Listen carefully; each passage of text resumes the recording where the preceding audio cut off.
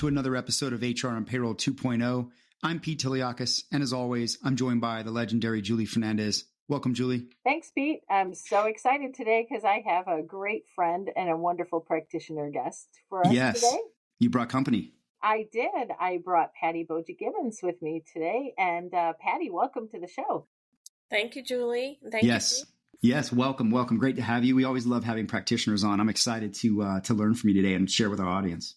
Yeah, so Patti and I have worked together over many, many, many years, as she's had a long time career history, and we've worked together at multiple places. So Patti, do you want to just give us a little bit of a snippet on your career history and the different roles that you've played with different organizations? Sure, Julie. Thank you. In a nutshell, I am an HR operations lifelong professional. I've had great joy and great benefit in working for some very complex employers early in my career. I would say I grounded my career in the employee benefits field, going deep in all of the practices and employee benefits. And then that led to expansion into payroll and all of the areas of HR operations. And those were corporate roles with some touch points to Julie and other consulting people like Pete and others. And that really led me to develop my consulting background, where I gained sourcing professional experience and strategy experience and all the great things that you seek help for in advisors. So I've had almost exclusively global and complex employers. I've had some employments, long-standing ones with Kraft Foods, which became Mondelez, as well as Sony. And then corporate projects that just expanded that. It's been, for me, awesome to get under the hood of clients and help them and bring value to them, like Ingalls Shipbuilding, Bank of America, AECOM, and presently Archer Daniels Midland, previously Cox Auto. So I feel like I've seen all of the really great things that corporations can do and all of the really costly mistakes that they can make. And I'm hoping to share a bit of that with everybody today. That's awesome. That is. And you mentioned a few things that resonate with my career as well, Patti. So as I like to say, if nothing else, you know exactly what not to do. Yes. Yes. You've seen everything. I'm going to leave you to ask your favorite question. Oh, me? How you got it? Yeah. How did you get into HR and what keeps you around? Oh my goodness. It's so long ago. It's just, it's a cute story, but I needed a job because I had experienced some injustice in a workplace. Hard to imagine that happening. And I stomped out and needed a job. And I got a job where 3 days a week I was a benefits clerk and 2 days a week I was a payroll clerk. Wow. And it was a small company, but very entrepreneurial spirit, where the owners ran it like a big company. And I started to get my foundations in process efficiency and everything that goes with that world. So yeah, I like to say I probably sprang from my mother's womb as an operational thinker. You're a process improver by birth, by DNA. Kind of. And my kids would tell that too. Yeah. Wow. Well, look, thank you for making your way to HR and payroll and sticking around. Julie, how many times have we asked that? And we've heard the same things, that same start. I needed a job. And they end up in HR. And I think it's kind of funny. And it's like, you think about payroll, for example, like it is sometimes a place where people can sort of cut their teeth on the corporate world, especially in the HR space. But it almost shouldn't be, right? It should also be something that you really do need to have a lot of expertise with, but it is a fantastic foundational place to learn about an organization and learn about the broader HR strategy and how it all interweaves. And so, yeah, love that you stuck around, and I appreciate the story. Thank you. So, Pete, fair to say we're skipping news today, right? As folks are holding back for the conference season, I think we'll say we have none. It's quiet. It's quiet. So look for us on the conference trail, and we're definitely going to have a lot of blogs and podcasts and updates to talk about when all that comes out. That's right. Well, why don't we jump into kind of the episode topic? And Patty, you gave a little precursor to it. I kind of was thinking it's transformation therapy, right? Is you and I have been talking about your passion and the fact that there's so much that happens, right, good and bad, and that's really a passion of yours. So explain it in your own words, if you would. Like, what gets you just excited in working with clients in this space? Sure, Julie. I guess for me, what gets me excited is having a real business proposition, a value proposition that is understood and truthful. And I think when we all realize we need to do XYZ transformation, we immediately go into selling mode. And we often forget to be very clear about some of the things that will need to change to really make the deal come true in the way that you've sold it. So I guess my core passion is just being truthful with stakeholders, because I find most business people, when thoroughly educated, like, they're cool. They're smart people. They're running a line of business. And if we give them the truth, they can collaborate with us. Is if we've really studied the truth and are telling them what we know is going to help in the end. So it's a little bit of a two-way reflection. And in organizations, wowie zowie, there are lots of deep practices that kind of all of the incumbents that are part of transformational thinking struggle to believe that they can address. You know what I love having this conversation with you? I love about having this conversation with you, Patty, is that being truthful and forthright about challenges or difficulties or problems or workarounds is a message that's difficult no matter what role you're in. And you've lived doing that message or delivering those messages and confronting those truths as an internal HR practitioner, as Yeah. a consultant or an advisor, in pretty much every role. And there's definitely nuances and different ways to approach that. Ultimately, I agree with you. I think it's appreciated that, that transparency is appreciated, but those are difficult messages. And there are a lot of folks that just don't want to hear, the challenges. Yeah, Julie, I think that theme of transparency, if you look at the way solutions are being built, if you look at the way companies are talking, you look at or having to talk really communicate to the talent of the world today, regardless of generation, but particularly the younger generations, I think there's an expectation of full transparency about everything. Right. That's why I think you're seeing more of the ESG and more of the opening up of the kilt, so to speak, by companies and being honest with their employees. And I think that's how you're going to get a lot more buy-in from anyone on anything, especially when you're asking them to do something that takes them out of their comfort zone, is when you can be completely transparent with it. So I think that's not just it's like not a nice to have anymore. It's just table stake. And I would argue that a lot of things being solutions being prepared in the marketplace are really going in with that as a build design set, is to provide that ultimate transparency. Yeah. I fully believe it's expected. Yeah. It's across the whole social stage in all the areas you mentioned, and even in more. So, and it really can help, except when a legacy practice, even with transparency, an organization may still decide they need to have it. Maybe it's a core part of their DNA. It's not like it's good or bad, right? These are just legacy practices. It's not faith. It's not religion. It's just a legacy practice. They're not all bad. Many of them are inefficient. But I try to, when I work with a new client, say, let me understand the practice. Let me explain the efficiency or inefficiency of that practice. And then it's for the client to decide.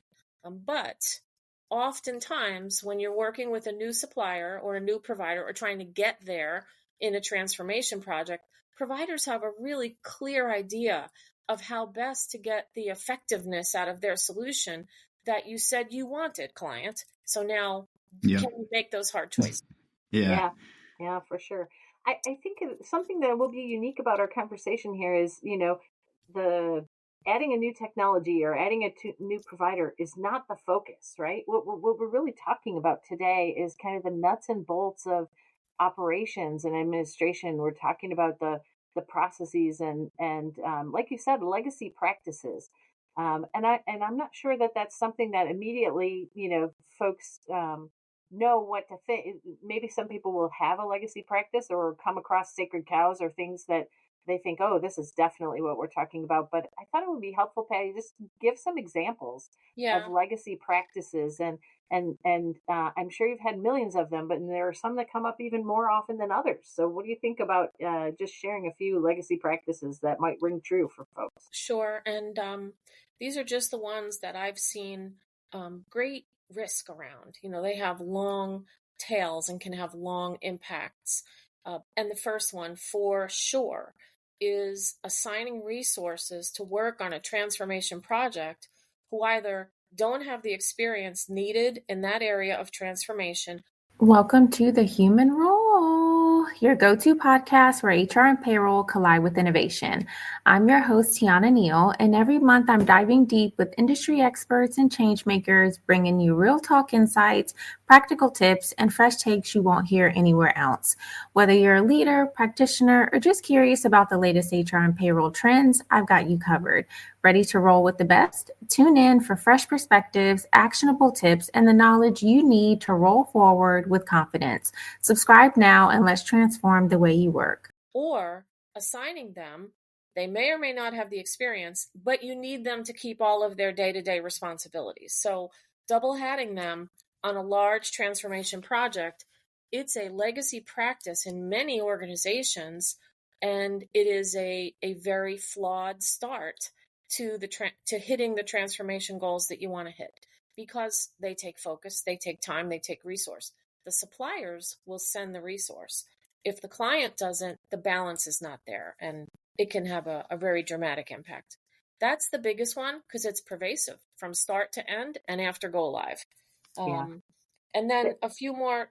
I'm sorry, Julie. Well, I was just going to say on that one. So I was just speaking with a couple of practitioner leads who have a lot of experience, like you do, in preparation for a conference out in Vegas.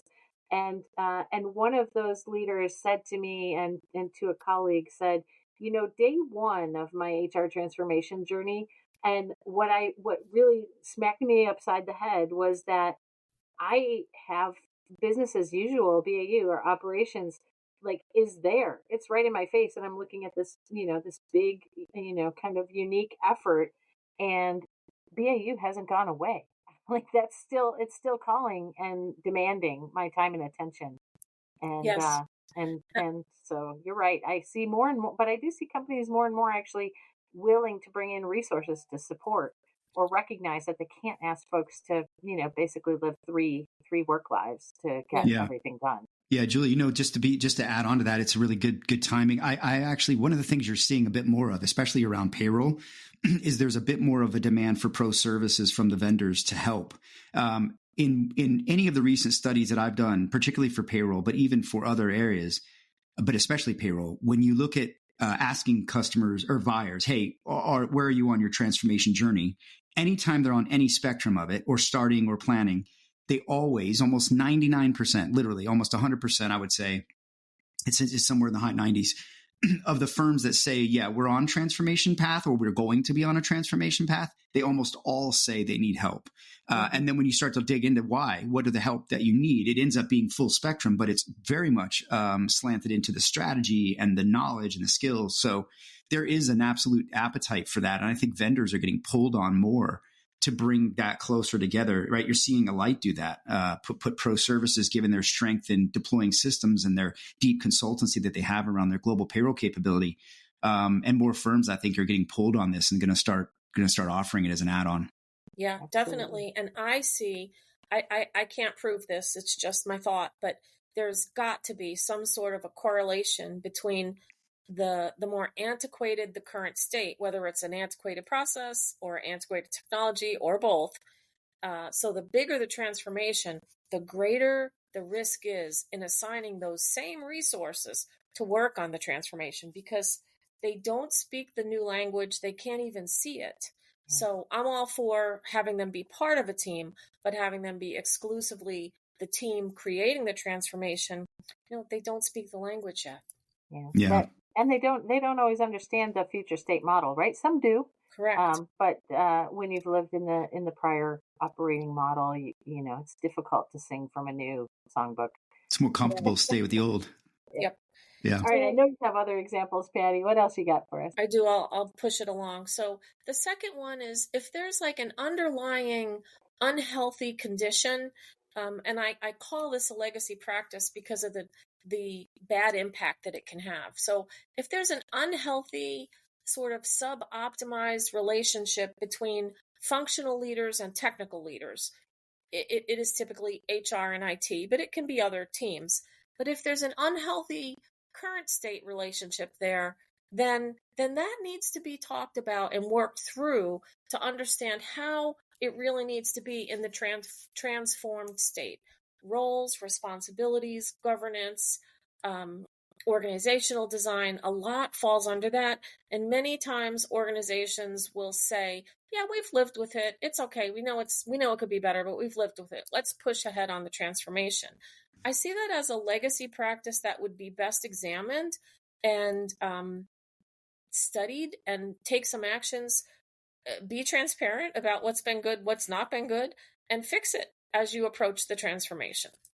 I think that's really wise, Patti. And, even between HRIT and IT, if you're bringing in new, just completely new technology and cloud technology, that has different roles and different rules of engagement, right? And different players. And it's an uncomfortable conversation if the organization is just making its first forays into cloud, the balance of who does what in cloud-based environment. Mm-hmm.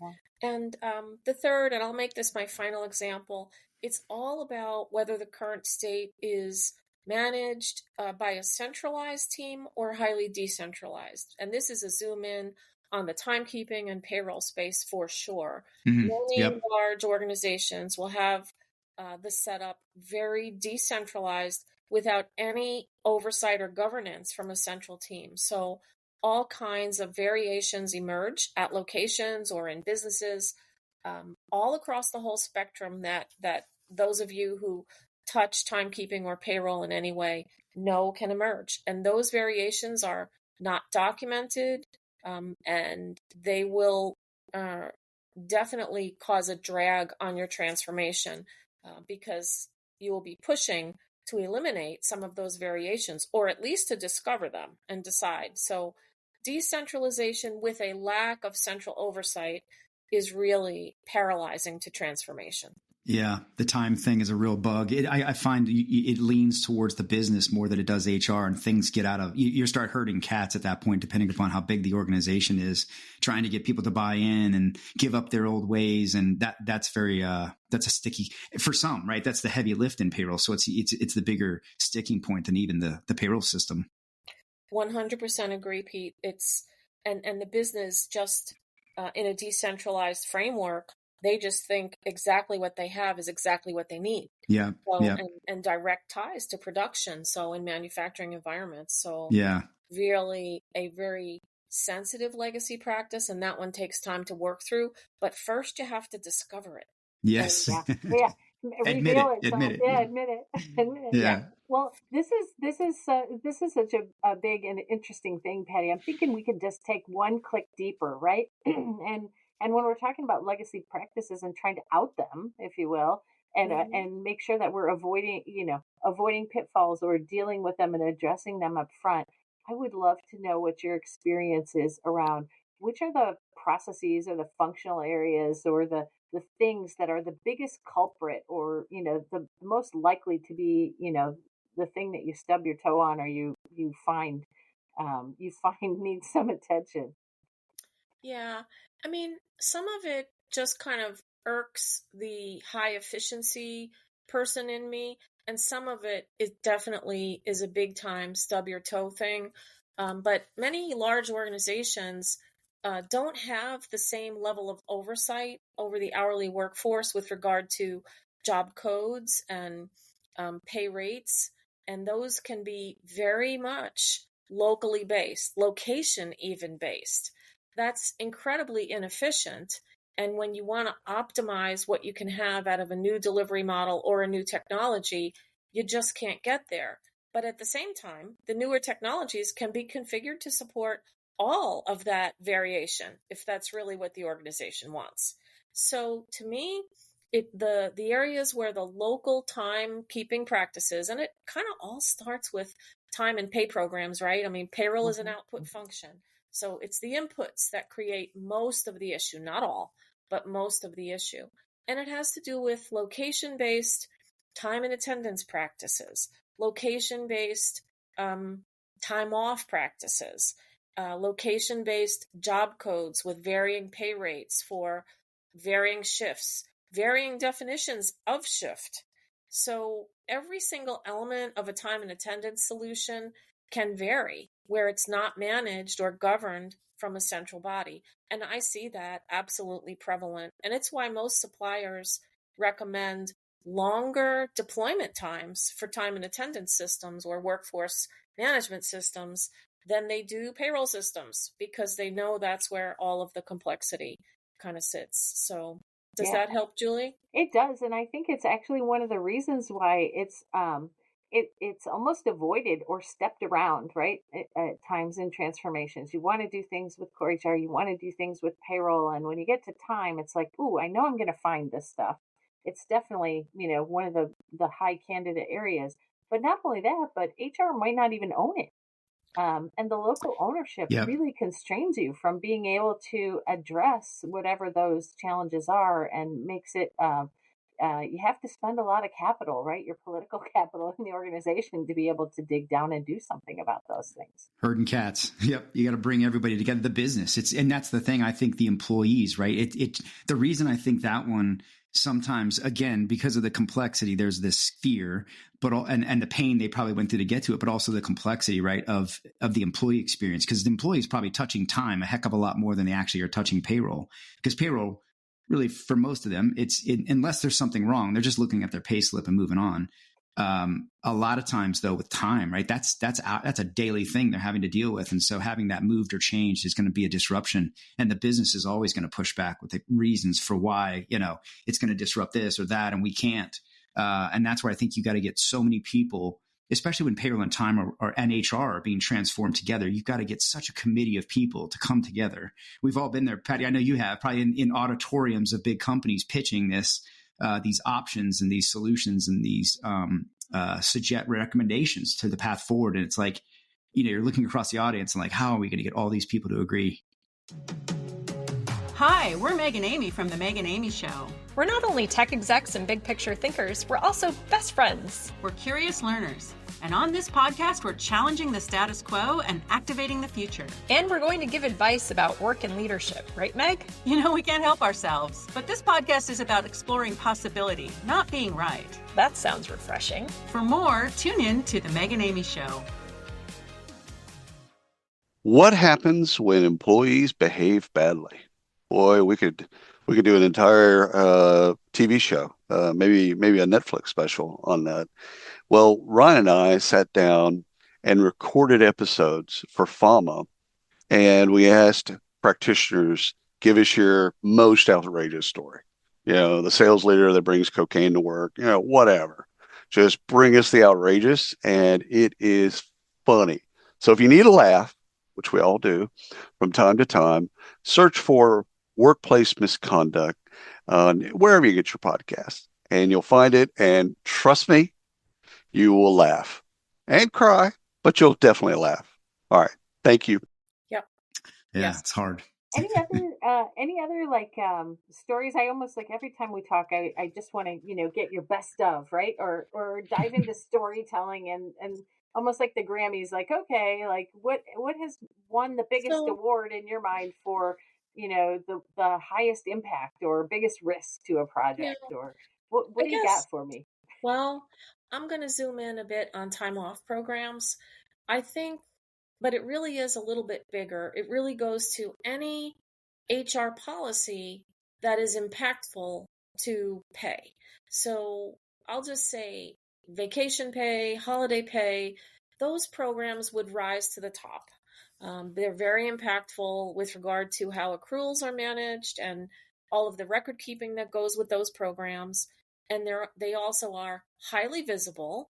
And if you are to ask colleagues, what's near and dear to their heart, especially if it's an hourly workforce with vacation or PTO, that rises to the top. I would generalize, make the circle a little bit bigger and pull in all leave of absence programs. That's ultra high complexity. But in those areas, when an organization hasn't had a strong leadership function over those policies, and many times in HR functions, policies just kind of, they just kind of blob along. Organizations make a change every now and then, clean them up, polish them up, make them look better, but don't fundamentally manage them well. So where HR policies have been a bit orphaned, the ones that touch timekeeping and touch payroll, ooh, baby, I've seen those cause lots of pain to an organization. A piece of work that I'm performing right now, I've literally never seen an hourly vacation policy like this organization has in my career. And I am wondering if the suppliers, state-of-the-art workforce management systems are going to be configurable to achieve it. I mean, it's that odd. So that's a great point, Patti. I was just going to say, this is a call to action. When you were saying all that, I was thinking it's a great call to action for our audience, because I'll tell you, I couldn't really put my finger right now on a solution that is really good for leaves. And leaves is a nightmare in most organizations that I've worked with. Yes. It's a nightmare for payroll, and it feels like it never fits any of the systems that we have or I see firms have. And I don't know, Julie, we've talked about this. I don't know that I can put my hand on even a handful of good solutions for that. So if you're an HR tech provider out there and you have a great leave solution or someone knows of one, Julie and I would love to be brought it to our attention. We'd like to check it out and learn more. But more importantly, I think it's an area where HR tech could actually differentiate if someone could figure it out in their system, because you're right. It's as if no one's tried, or those that have tried have not really gotten far, because it's just not really well run. Yeah. I definitely have thoughts about that, Pete. If you and Julie push that forward, I'd love to participate in that, because I have some ideas. We started it. We came across one this week, right, Julie? I think I found, but we're poking around that both a little bit, and we're about to do a little research on that, maybe. So sneak peek to that. But this is an area where I have always seen where it's just, I think it's a bit of a gap in the market. Yeah, and of course we know that, initially the first thing that will come to mind is there are a lot of leave providers, right, and carriers out there who have their technologies and solutions. And so sometimes it's about, is there a magical, in between module, or is it just the way that people put things together in that highly complex area? And it may or may not be, on leave. It might be, that time information doesn't come to payroll in a way that gives you time eligibility. There's just so many moving parts that are strung together differently for every single client. That's the thing, Julie. I think one of the things I would say is, like, I always noticed companies had good policies.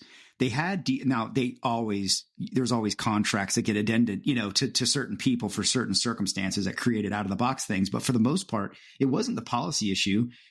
I think that what you're saying, and what I would describe it as, is the integration to all the things that a leave actually touches: benefits, 401k, other, accruals for time off and other things, and accruals for different things beyond that. And I think that was where it all fell apart. It wasn't, there was never a solution in the organizations, and I haven't seen one that orchestrates leaves across all of the pieces and parts that leaves can touch. And it goes so far beyond, just, payroll, right? That it's big. And I think that's the gnarly part of it, is the synergy and integration.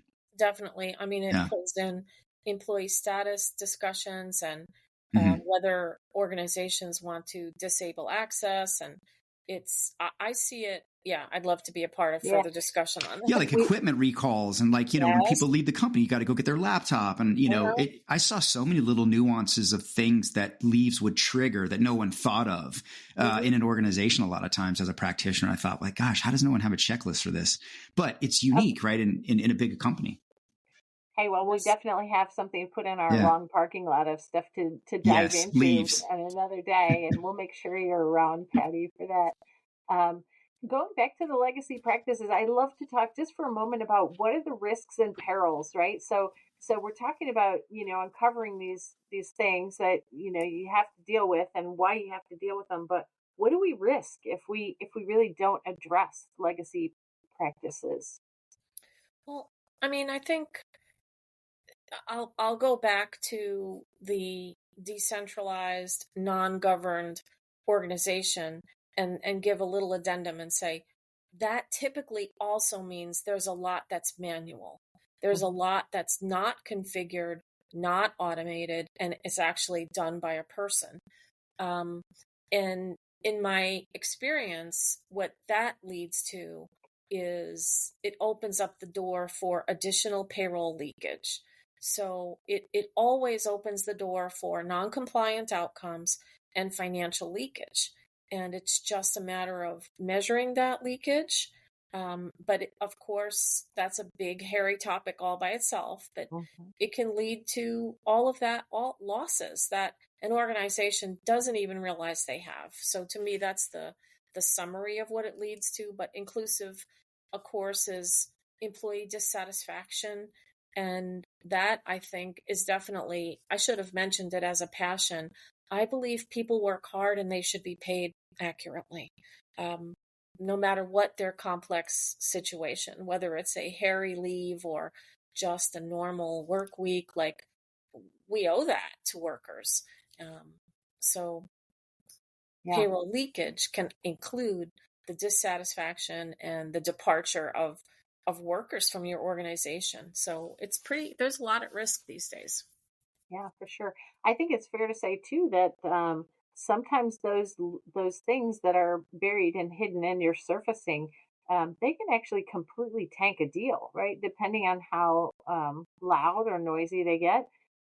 If you don't have a plan for them, many folks will want to parking lot those, but they can also increase costs and, whatever your transformation is, they can kill buy-in and stakeholder, agreement that they even want to participate in whatever the transformation is. And that's where you just get all this noise and finger pointing and things that are happening between and among different parts of the organization, different business units, and not to mention, the providers of technology or services. It just can get loud and noisy very quickly, right? Yes. Yeah. All right. So let's take a moment for fun here, because you and I exchanged, a couple of slogans or, things as you're uncovering, dirty topics or difficult topics in a transformation. Almost everyone has at some point in time created like a parking lot concept, right?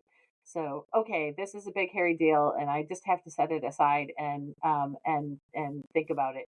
And there are acronyms, right? All in their own that have kind of come up around the market. And I worked with a client recently that kind of called that parking lot the no process left behind zone, which is great because you're parking it. And so, by nature, it is kind of getting left behind to solve for a later day. Any other fun acronyms or things that you think are pretty common, Patti, in the world of parking an issue to be figured out later?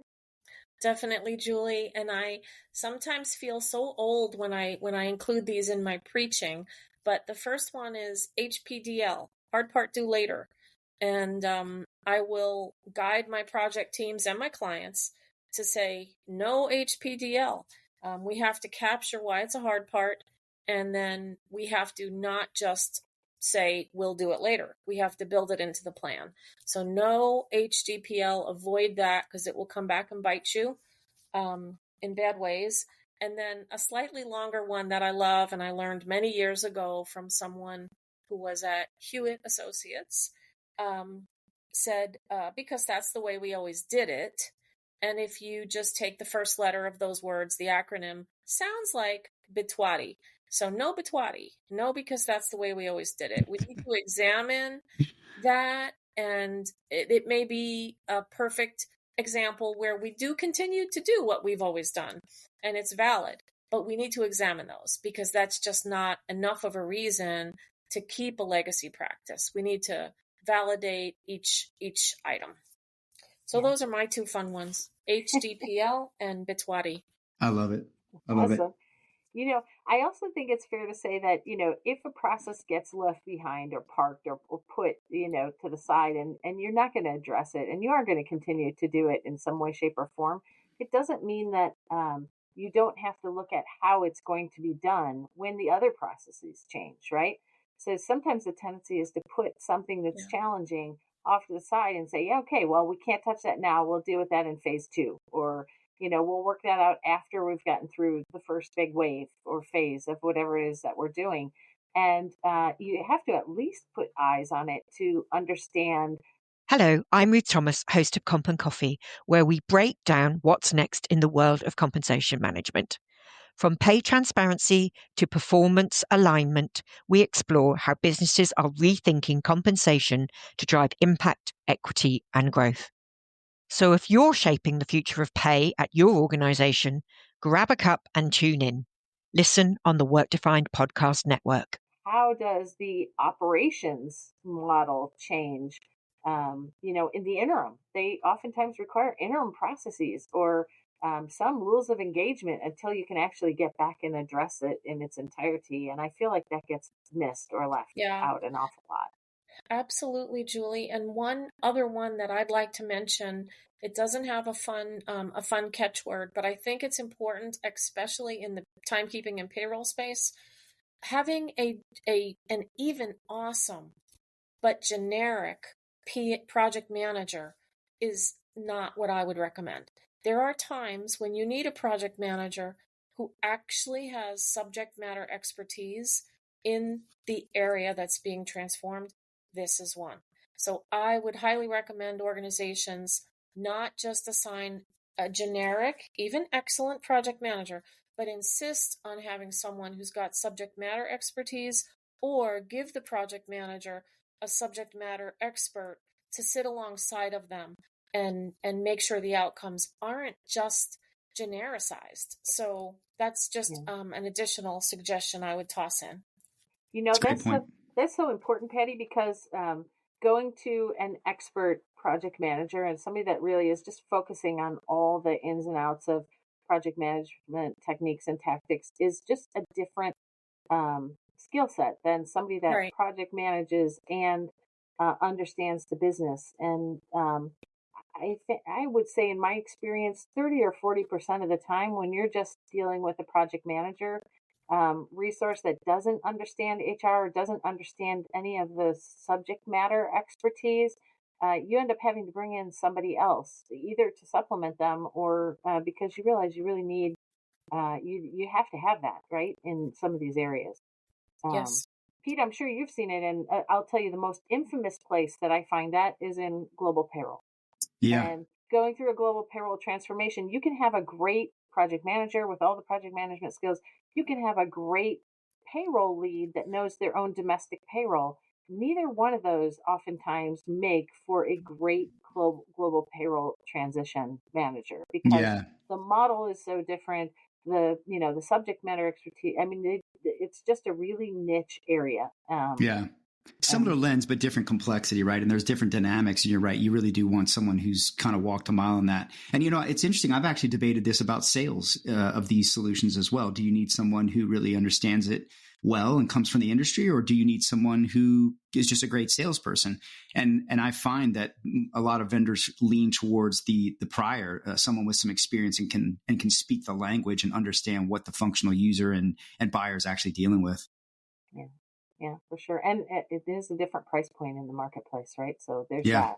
But like you said, Patty, if you deliver the message and people are aware, they can deal with it, right? So it's something to be aware of. All right. So, we've been at this a little while. And one of the things that Pete and I are really passionate about in the podcast series is also having these conversations about challenging areas or best practices and things that we can do, like leaving our legacy practices behind or kissing them goodbye, and yet trying to make sure that we close each of the episodes with some thoughts about, okay, so I get it, and I want to do that in my own transformation, but how, or what are some tactics and what are some things that I can do to address the hard stuff or plow through, practices that I find that are legacy practices. What sorts of things, Patty, either tactically or across the overall transformation, what has worked for you, and what have you seen done that maybe people would want to know about? Well, honestly, my first recommendation there is to, if you don't have the expertise, bring it in. reach out to a Julie, reach out to a Pete, and get yourself educated in a way that you need to be educated. It's okay to not have experience. It's okay to not know how to do these things, but there are resources that can help you with that. So I guess know your strengths, know your weaknesses, and don't ignore these things. Good discipline in your process of sourcing and designing governance for transformation, it's critical. It can't be an afterthought. And don't go with just what the suppliers say. The suppliers are awesome, but you need to be awesome too, and you need to work in partnership with them. So that's what I've done in my career. And there's no question that shouldn't be asked. It's all okay to ask, and that's how you learn and that's how you grow. But if you don't have the experience and you don't know what to do, you really need to get yourself some help and include that in your budget. Make sure you can afford to get that help. The payoff is huge if you do. And don't skip on the change management. Don't cut that part out. Yeah. But everybody does when they go to approve a budget and they need to find a place to whack a significant amount. I know. The first to go. Frustrating. Yeah. We'll just send emails. I have another one that I'll bring up, and this is kind of one of my bugaboos, right? When folks are specifically addressing an HR technology transformation. So let's take a lot of folks have already moved to a cloud for their core HR, but there are still many that are in that path. And so you expect that you're going into a technology transformation. You get a systems integration partner. And as Patti said, they tell you what they think you should do or what best practice and best policy are.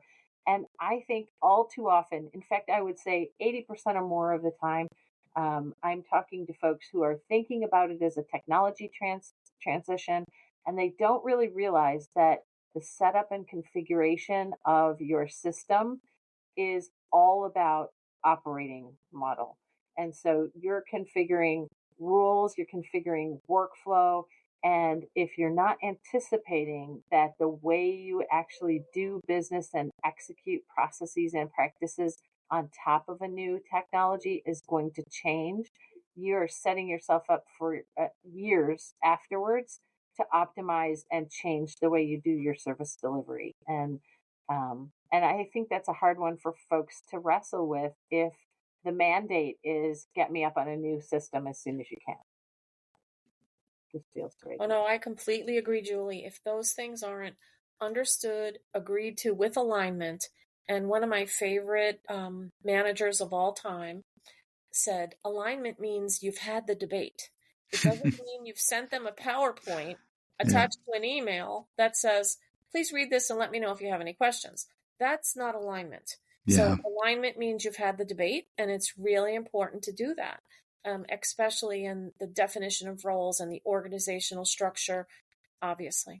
Yeah, there's a lot of relationship work that goes into some of this, more so than others in different areas. But I find in my experience, just having great relationships and facilitating conversations can move the ball a lot faster than, just the static stuff like emails. Mm-hmm. Yeah. For sure. Well, any other things that we, that are ripe in your mind? Otherwise, I think, this is such a great conversation. And Patti, I'm always in awe of the experiences and the wisdom that you bring to any client transformation. The more complex, the better. The more value I've seen you add to clients, even though, the complex ones aren't always the funnest ones to work with. They're the ones that are most needy. And I've watched you, just enjoy and thrive on some of the most quirky, complex requirements and situations ever. And it's just been fun to know you and to see that expertise shared with clients over the years. So thank you so much for that. I've grown personally because of you, for sure. Thank you, Julie. Yeah. If I were on camera, you would see my pink face. Yes. Patti, this has been really great. Thank you so much for coming on. And we, I would say that we I would love to dig down into many of these topics that we hit on, and maybe we can have you back to do that with us sometime. Sure. That'd be great. I love to help others. And so I welcome that, Pete. Thank you. Yeah. Thank you. It's great education for our audience and for us. I know I've learned a few things, so thank you. All right, Julie, let's wrap it up. Where are you going to be? Oh, for me, let's see. Yeah. I am going to be, I think the next big one is going to be in September, mid-September, the 12th or the 15th at the Shared Services and Outsourcing Week, Awesome. which is in Vegas. They have 2 a year. One's in Orlando. This is the Vegas one. And what I like about, you've probably heard me say before, what I really like about this event is it's a neat event for shared services professionals. And what they're really good at this event is having practitioners talk to practitioners, right? So it's easy to find conferences where vendors are talking about their products, their services, where they're going, what the roadmaps are. Yeah. But what HR professionals and leaders want most is to talk to others that have been on journeys and can share some of the experiences. And this conference is, I think, one of the only ones that I've come across in my many years of doing conferences and events that really stays true to practitioners talking to practitioners. Now, they aren't just HR, so there's HR, payroll, finance. There's a number of back office areas, so it can be difficult to find your HR counterparts. But that's a big part of what I do at these events is to make sure that HR folks are finding HR folks, and I bring folks together for some networking, over dinner, and just to make sure that they can find each other while they're at a really cool event like this. Yeah. So, outstanding. Yeah. So anything else? Well, no, I know you and I, you mentioned to a little bit, are talking about and bouncing around the idea of doing, a little bit of research and maybe some tapping into some practitioner knowledge like Patti shared today to hit some of these sticky areas. And so I won't say much more because it's still evolving, but I think we'll probably figure out how to do something cool there that we can share with folks in the future. Yes. Yeah. Look for that soon. We're kicking around the idea of maybe doing some collaborative research here together. So I'm excited for that. And Patti, I apologize. I skipped you. Where can folks connect with you? We'll make sure we share it here in our description, but and anything you want to point out that you're working on right now would be great. Folks can connect with me on LinkedIn is the best way to get me right now. And I am on a little bit of a pause. I've had a slight summer break, but waiting for some funding approval, and then we'll help my current client shift into high gear on a really cool transformation, really big. Well, good for you. It's transformation season, right? And nice that you got to take a nice summer break for this year. So congrats. That's awesome. Yeah, we'll make sure we share your LinkedIn. I apologize I didn't ask you that first. And as for me, you can find me probably everywhere as usual, but notably I'd say go out and check out the new Atlas HXM. Atlas is a major global employer of record. I've worked with them and partnered on a global employer of record annual report. It creates, or excuse me, it coordinates the point of view of several thought leaders, and I helped co-author that and add to that. And we're going to be doing so you can go out and find that actually at Atlas's website. You can see it on my channels as well. And then we're going to be doing not a podcast, but a webinar on September 12th, where we'll be talking with the chief of the chief strategy officer, Chelsea Griggs. We're doing a panel moderation, and the head of HR.com, Deborah McGrath. So I'm really looking forward to that. And then, of course, also we're hoping to have Kyra Rubiano from Atlas come on later. Probably going to be closer to September, October now. Have her on to talk about it as well and what she's seeing. She is the head of payroll for Atlas, and a good friend of mine in the marketplace that we'd love to hear from. And of course, you can find my latest series with Daily Pay of podcasts. I've been hosting The Source, having conversations with various different leaders around the marketplace who have engaged earned wage access and talking about what their experiences with that and how they came to that decision in their financial wellness offerings. So if you're interested in that topic, certainly get out there and check that out. And of course, stay close to Julie and I. We'll be we're always pushing out new content, and we'll be back on HR and Payroll 2.0 very soon. Thank you. Everybody. All right, take care.